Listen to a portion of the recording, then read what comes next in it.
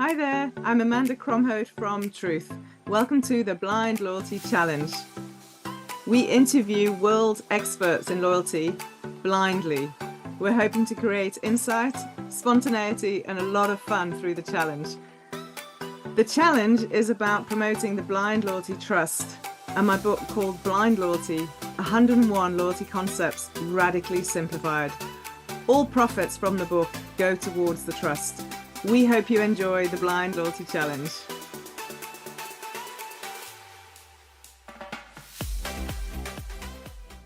For today's Blind Loyalty Challenge, we're going to Dubai, and somebody I've wanted to talk to for a long time. We've been trying to catch up anyway, so this is a real honor to do it on the Blind Loyalty Challenge. So we have Ali bin Zayed. He's the Senior Vice President for Marketing and Loyalty at Emirates, and they have a super exciting program in MCAN.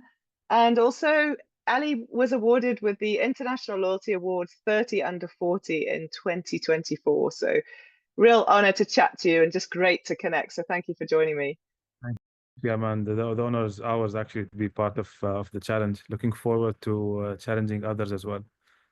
Absolutely. Yeah, we built a bit more of that in. So you can challenge whoever you want with whatever you want. So my first question, we have changed the format slightly. The first question is from another guest, and the guest is Carly Neubauer from Elevate Loyalty. And her question, she didn't know it was to you. So her question is, the hottest trend in 2025 that everyone's talking about in loyalty is AI. So my question to you, or her question to you is it really, and how is it?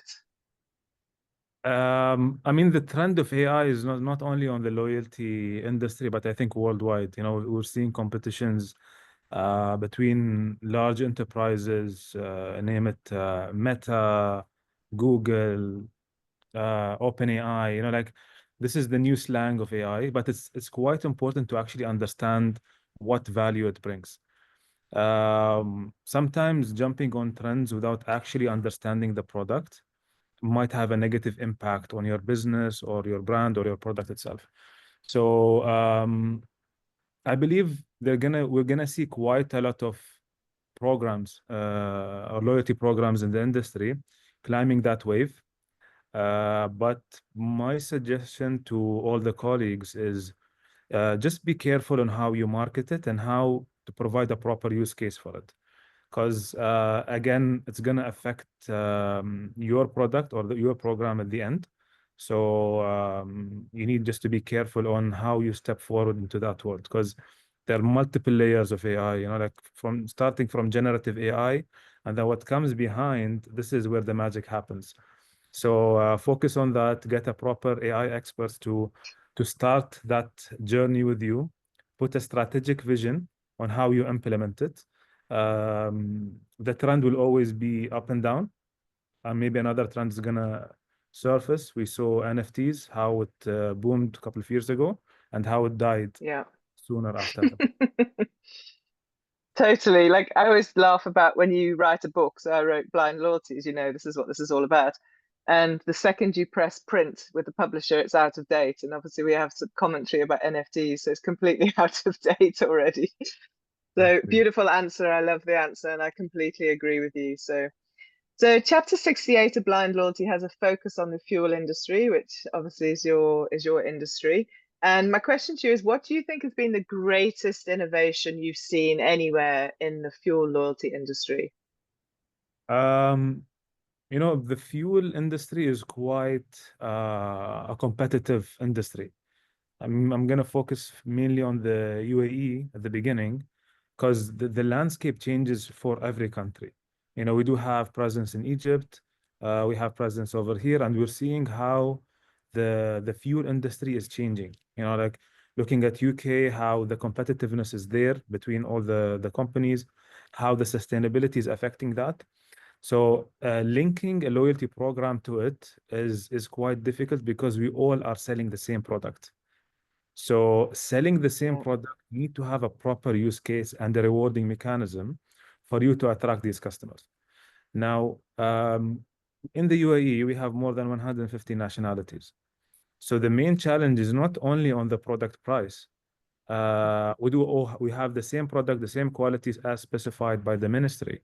So for us, it's, like it's making the game even harder.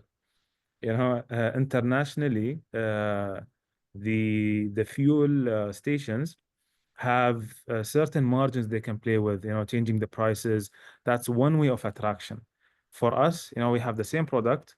Now it's a matter of customer experience and customer loyalty. They both complement each other. Yeah.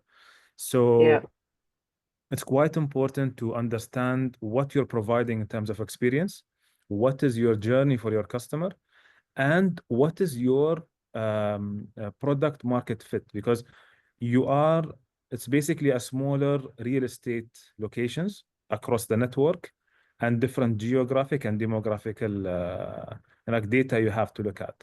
So we immensely work on data when it comes on deploying rewards, promotions, linking that to, again, the overarching strategy of the government and the company. So if we were to focus now on MCAN is trying to lead the market with digitization, focusing on sustainability. We launched a digital raffle mechanism. So, like when you used to fuel to attract customers, you used to fill a paper, put it in a box, wait for someone to come and do the draw. Yeah, yeah. Did it completely digital. We're also trying to work on the carbon emission tracking. So this is on top of whatever we're providing in terms of rewards. So the idea is focusing on a couple of segments. So first of all, to reduce the churn on the station. So we have to make sure that our points are generous.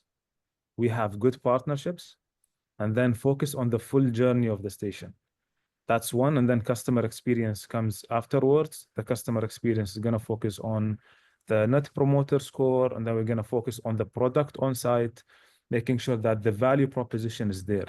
So if I need to put McDonald's, I'm going to put McDonald's. If I need to put another like a cafe that will attract that demographic, and then the experience within the Mm. station. So these segments complement each other, and of course the journey from the time they enter to the time they leave on both a digital journey and a physical journey. So these things complement one another. You mess up with one, you compromise on the rest. So, but Yeah. to go back to the main thing, the fuel industry is quite competitive. Um, we just need to go up on trends because part of that is convenience. So it's not going to a hypermarket or going to a different depot. The idea is how can you attract that customer as fast as possible? How can you convert that customer as fast as possible? And how can you make sure that you maintain his loyalty? I love it. I mean, I'm a big fan of exactly how customer experience and loyalty can't be like separate disciplines. Like I often get asked about this, and I'm like, they're not separate. Like they are completely intertwined. And then, thank you. That's a bit of a masterclass you've given us in fuel rewards and fuel customer experience, but completely love it. Stunning.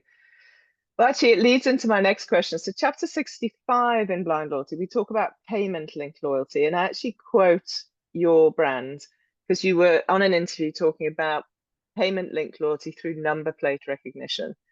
Did you put that in place and how's it going? And if you We didn't, are why didn't you? no, we're piloting because we look at it from, again, a customer experience perspective and a user journey perspective on the app itself. So it's work in progress. We did a couple of pilots. It was successful. But then coming back again to market, is the market ready for it? If I'm having a lot of nationalities with different, let's say, level of the social impact, and again coming back to how seamless it is. So we need to focus on that. Mm. The educational part of our customers, how many of them are tech savvy? So if I'm looking at the top five nationalities I have in my program, we're looking at India, Pakistan, UAE, Egypt, Bangladesh, and Syria. So these are the top five of the top, let's say, categories that actually use the program. Then cascading that, how tech savvy are they? how much utilization they have on the program. And going to the product, if I have the AMPR payment link, how Yeah. fast will it be that will save my customer or my staff some the time for that? So when we did the pilots, it was successful. However, we saw some challenges on the onboarding process. And again, on the security aspect within the city, again, we have to make sure that we are aligned with whatever authority we're working with. So it is a work in progress. One thing I respect about the team I'm working with is we're not um, we don't like to promote or develop any product unless we make sure that the testing has been done thoroughly and Yeah. will be at the customer level satisfactory. So we don't look at from our perspective. We put ourselves in the customer's hands. We act like a customer, and then ask the question, why do I need it? So then we have to Yeah. incentivize them, and that's how the journey goes. Yeah. Yeah. Yeah. I knew I'd love this conversation. Thank you so much. You've been so generous with your responses. So thank you. I really appreciate it. So that's your three main questions done and dusted. Super easy. So I've got two more things to ask you. Can you please tag someone else for me to bring onto the Blind Lords Challenge? I would love to tag my friend Danny Karam. He's the CMO of Al Futtaim and Blue Reward. So would Great. love to see his opinion in the market. Stunning. Yeah, I'd love to chat to him. Thank you. Danny, are you ready? And then a question. I'm doing another interview later today, actually. So I'd like to ask you a question you'd like to ask someone else on the Blind Loyalty Challenge. What I would ask is, it could be a tough question. Um, does the loyalty accounting work for you to convince your management that it has an incremental value to your company? Brilliant. I was actually asked something very quite similar the other day on a podcast with Ian Pringle, so I get it, yeah. So to convince the incrementality. Okay. Lovely. Yeah, $1 million question. I love it.